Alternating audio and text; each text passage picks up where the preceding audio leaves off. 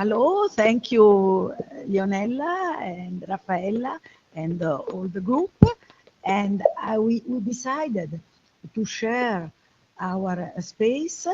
I will introduce with an historical, I will read an historical introduction to the problem of Venetian villas, and Giuseppe Rallo will concentrate his attention on one single villa, the rich Villaeno Fanzolo, and so each rich documentation and the problems of preservation. So, in the last, my slides will run with my talk. In the last 60 years, the legendary Palladian landscape of northeastern Italy corresponded to today Veneto and Friuli. And Friuli, an area of around 150 kilometers north-south per 230, 250 kilometers, so quite a large area. From the beginning of the 15th century to 1797, this area was part of the Republic of Venice. And this area, in the last 60 years, have been freely damaged. Anyhow, more than 3,000 villas and some of their gardens still survive. Conquered by Venice in the beginning of the 15th century and reconquered, fortified, and completely reorganized in the first half of the 16th century after the terrible War of Cambrai of 1508-09, the Venetian Stato da Terra, Earth Estate, is the first, largest, and long-lasting political planned landscape of Renaissance Europe. Venetian government promoted and financed reclamation and irrigation of the extent. I cite uncultivated areas with an incredible technical capacity and encouraged the upper classes to invest in the fields the money earned with trade, swifting from commerce to agrarian economy. The state also provided and supervised in the forthcoming 250 years the infrastructures necessary to agrarian economy. In particular, a well-organized network of channels and roads connecting the terraferma to Venice by water and on earth.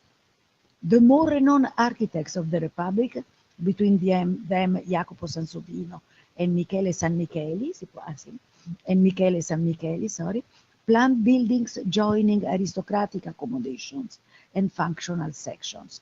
But it was Andrea Palladio who gave the really satisfactory answer to the representative and practical needs of the new agrarian gentry, for whom he built more than 20 villas. This is Sanmicheli, and that one è più tardi. Palladio conceived this villa temple as a hierarchical system, dominated, non so se c'è villa, dominated, non importa, eccola, ecco così, sorry. Dominated by the landlord residence with its triangular pediment, sided by smaller and simpler symmetrical outbuildings. The villa continued outside with planned open spaces along the central axis, a kind of spine. On the main side to the front courtyard, and on the back to the garden, the brolo or fruit garden, and to the fields. The composition was moreover extended physically through the stradone to the surrounding landscape, and visually up to the faraway profile of the Alps. This kind of villas perfectly fitted the completely flat landscape of most of the Stato da Terra. But in the few naturally hilly and varied situations, architecture and gardens adapted to the beautiful landscape, and the extension of the garden was reduced and loggias were open all around the mansion to enjoy the natural view, as if it was a garden. The appreciation for the variety of such a countryside certainly influenced the invention of the English landscape garden, perfectly fitted to the Georgian Neo-Palladian villas of the first half of the 18th century. From the 1550s, the advanced agrarian knowledge was widespread through a large number of excellent treatises on agriculture, and intellectual helped with the writing to accept and exalt the swift from a city to a country-based economy, then soon developed some manufacture activity linked to agriculture, diversifying the production more and more. In the same time, the villa life ideology of ancient Rome revived in the Venetian countryside. Contemporary increased the appreciation for the ordered agrarian landscape, geometrically organized in regular middle-sized fields by rows of trees married to grapes gently moved by the wind, a landscape that enchanted visitors like Michel de Montaigne, who compared it to an extended garden. Thank you. Good morning. I go on. This work on the landscape of some Venetian villas compares the cartography produced by the Venetian magistrates between the 16th and 18th century, the 19 land registers, the family esteems, aerial photos with the present-day landscape. The aim is to locate the traces of the historical rural organization connected to the villas, which we consider both in their individual character and as part of a larger territorial system. When we go deeper into the study of a villa, we get to understand the organization of the farm and identify in the territory signs and traces not immediately attributed to the villa. For example, we found rogge, namely small channels, other water elements, buildings used in the salt production, paper mills, and other. We also found sometimes the texture of the fields, and sometimes we could identify agricultural crops. Nowadays, in many villas, it is still possible to find the hydraulic structure and the road network. It is rare to find the textures of the agricultural fields, while the traditional Venetian piantata with mulberries married with Vitis vinifera has often been cancelled.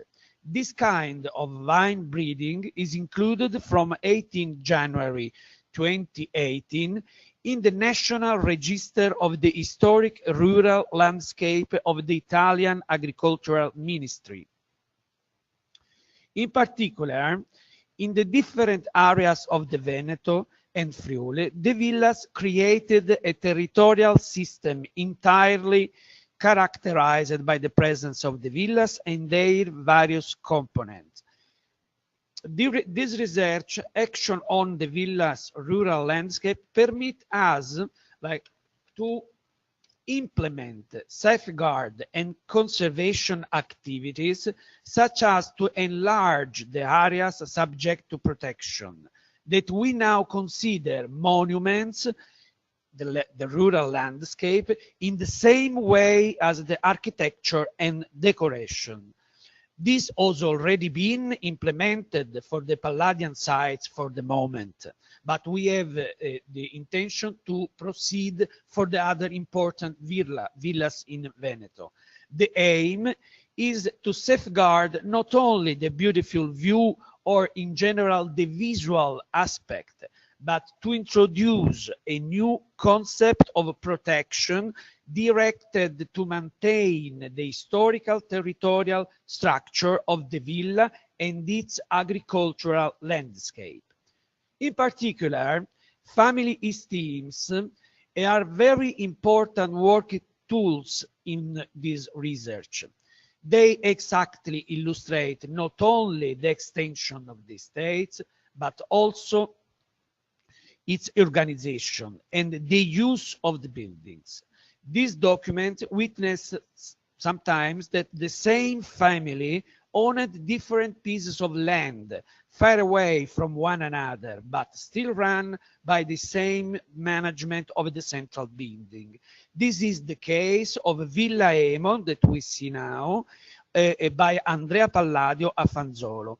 The family esteems also illustrate the agricultural organization of the surrounding areas of the villas, the irrigation network for water supply and drainage, the street network inside the estate connecting into the main roads, as in the case of the grassy alley or stradone erboso that Palladio used for the first time, I think, in Europe. Today, this landscape element is often preserved and represent an important landmark in generally. The different villas elements are linked in a general design which the family esteem normally illustrates. Now we can illustrate very shortly the Villa Emo system, and we can use these family esteems of 1731 that was written and designed by Angelo Gattolini for the Giovanni Emos possessions. The center of the system is the room, the central room of the villa.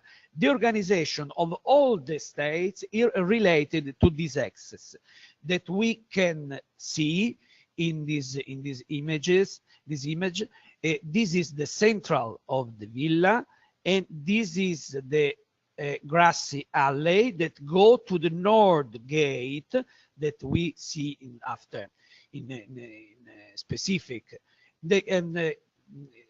With the letter A, we have the plow land, and with the letter B, we have the meadow land.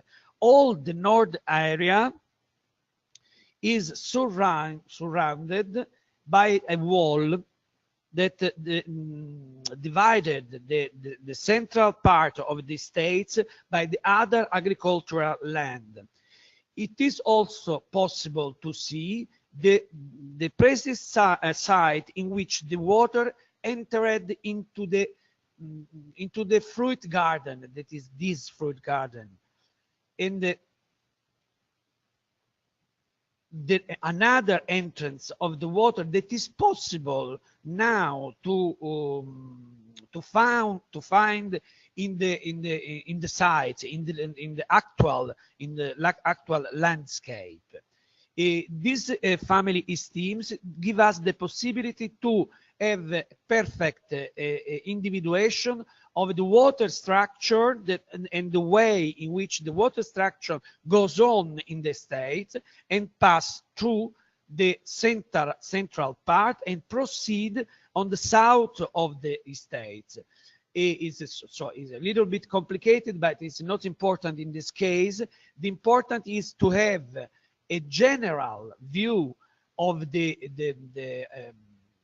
owner of the states, the different pieces of the land that was managed by the central villa, and the entire system that is around the villa, that we can see the south part that is geometrically we have a parallelism with the Roman organization of the territory that we can observe in the grid, that we can observe it in Napoleonic cadastry that report perfectly the historical landscape, no modified.